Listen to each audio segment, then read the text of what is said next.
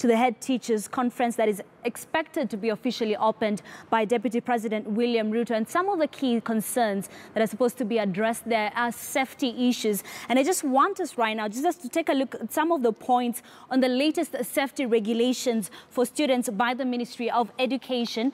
And the first one is all principals, head teachers shall ensure that for any co-curricular activities within or outside the school, students are accompanied by at least one registered teacher of the same sex, depending on the number of students involved in that activity. The second one is board persons not registered as teachers should not be incorporated in school programs, and also registered teachers to take legal responsibility as a parent and act in the best interest of all students.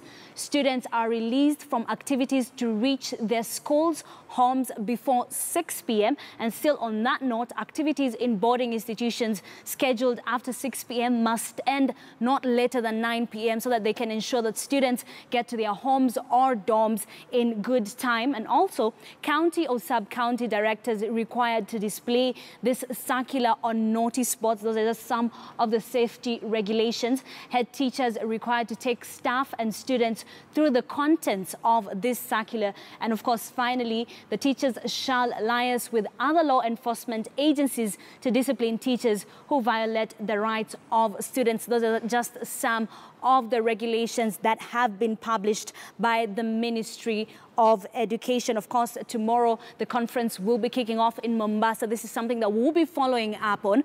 But just moving on to